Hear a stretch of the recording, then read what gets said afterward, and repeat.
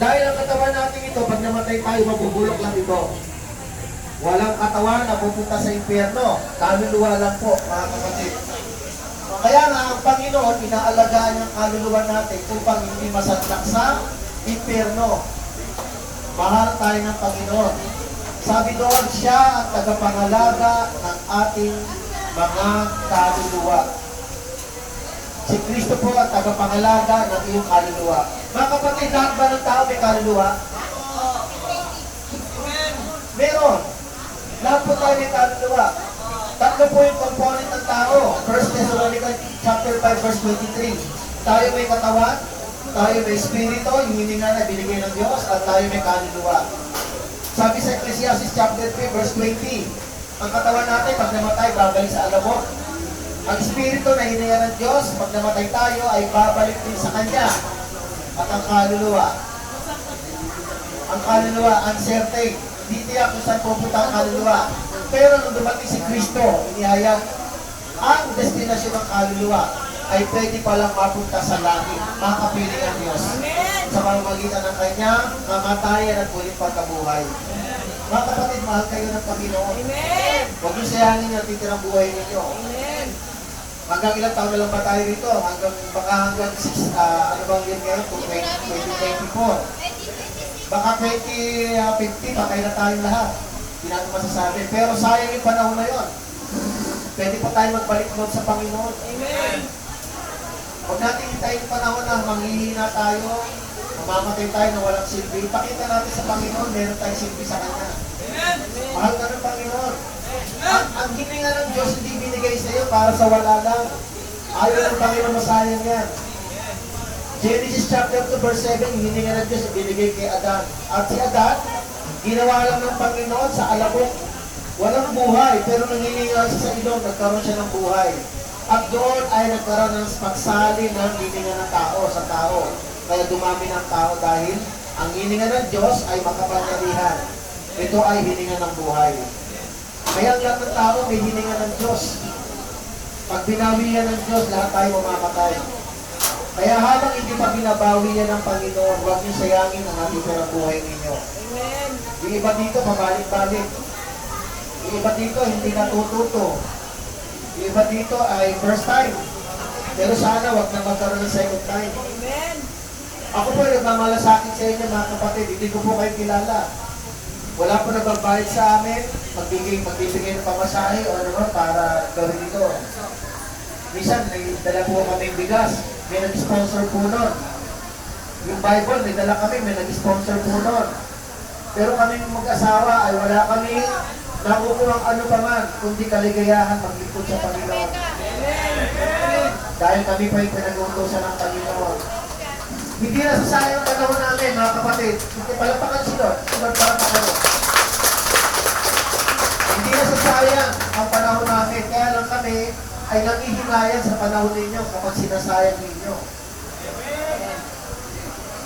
Kawawa naman, asawa ninyo, anak ninyo, umaasa sa inyo. Umiiyak yun, tuwing mga bagay na katulad ng ganitong panahon na wala. Papasko, nandito kayo. Di ba kinalulungkot?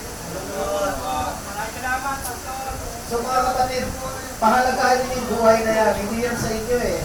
Ibinigay yan. Atin nyo lang, ang atin lang, yung alabok nila. Pero yung alabok na yun, wala namang buhay yun kung walang hininga. Yun lang ang atin. Pero dahil tayo nagkaroon ng halaga sa Diyos, nagkaroon tayo ng hininga, nabuhay tayo bilang tao. Huwag nyo naman sayangin. Di ba? Huwag natin sayangin. Iaalay natin yung buhay na yan sa Diyos. Nilikha tayo bilang tao. Hindi tayo hayop, ha? Kaya yung iba, kung mamuhay, parang hayop. Kung malakit, parang hayop. Kung pumatay, parang hayop. Hindi tayo hayop. Amen? Amen! Hindi tayo hayop. Tao tayo, kawangis ng Diyos. Nilikha tayo may hininga. Kawangis ka ng Panginoon Jesus. Kaya ipaalaga natin ang ating kaluluwa sa tunay na pastol, ang Panginoong Jesus. Ulitin ko po yung binasa ko kanina mga kapatid bago tayo mag-closing prayer. 1 Peter chapter 2, kanino ninyo ilalagang ipagkakatiwala ang kaluluwa ninyo? Sabi dito, 1 Peter chapter 2, Verse 21. Ang pagtitiis ng hirap ay bahagi ng pagkatawad sa inyo ng Diyos, sapagkat na si Kristo ay magtiis para sa inyo, nag-iwan siya sa inyo ng isang halimbawa na dapat ninyong lubos na tularan. Basahin natin yung Bible at dito yung mga example ni Jesus. Amen? Amen! Verse 22. Hindi siya gumawa ng anumang kasalanan o nagsinungaling kailanman. Tularan natin si Kristo, huwag tayo magsinungaling, huwag tayong gumawa ng masama. Dahil siya ay nagkatawang tao rin, mga kapatid. Naging katulad natin si Jesus, pero kabila sa kabila rin lang, hindi siya nagkasala. Tularan natin siya. Nang siya insultihin, hindi siya gumanti ng insulto. Kali po ba kapag inaalit, ilalait kayo, may insulto kayo, gumabawi kayo? Siya hindi eh. Tularan natin yung pagpapakumbabang loob ng Panginoon. Nang siya'y pahirapan, hindi siya nagbanta. Tayo, minsan, no? Pag meron yung masama tingin, sambala ka lang. Minsan, ganun tayo. Diba? Minsan nga, nag-park ako. Mga kapatid, nag-park ako dyan sa batasan sa taas. Umuulan, medyo gabi. Bumili lang misis ko para sa yearboard. Bumarap lang ako ng konti, pero nakasaw-saw kasi wala akong parking. Di pala, meron aalis. Tapos kinakatok ako, medyo umuulan. Sabi sa akin ng driver, "Bro, kanina pa ako hindi mo ako napasahin, sorry po. Bariling kita eh. Hindi na mo kagad ako." Imagine nyo po, wala akong ginagawa, pero kung magbanta, nakakatakot, di mo ba? Ganun kasi ang tao. Pero si Kristo po, pinagbantaan, wala siyang ginawa, hindi siya gumaganti. Samantala makapangyari ng Panginoon. Kung gusto niya lang gumanti, wala mananalo kay Jesus, mga kapatid. Nang siya'y pahirapan, hindi siya nagbanta, sa halip, ipinaubaya niya ang lahat sa Diyos na makatarungan kung pumatol. Sa kanyang pagkamatay sa krus, pinasan niya ang ating mga kasalanan upang tayo mamatay na sa kasalanan at mabuhay ng ayon sa kalooban ng Diyos. Sa pamamagitan ng kanyang sugat, kayo'y pinagaling, sapagkat kayo ay tulad ng mga tupang naligaw, ngunit ngayon kayo'y nanumbalik na upang sumunod sa pastol at tagapangalaga ng inyong mga kaluluwa. Handa po ba kayo pangalaga ang inyong kaluluwa sa tunay na pastol? Amen! Mga kapatid, dito sa atin, sa lupa, yung pastor kung tawagin, sila po ay nangangalaga ng kaluluwa ng mga tao. Kami po ay nangangaral ng salita para ang mga kaluluwa ng mga nakakadinig ay mabago sa pamamagitan ng salita ng Panginoon. Hindi namin salita ng Panginoon. Amen?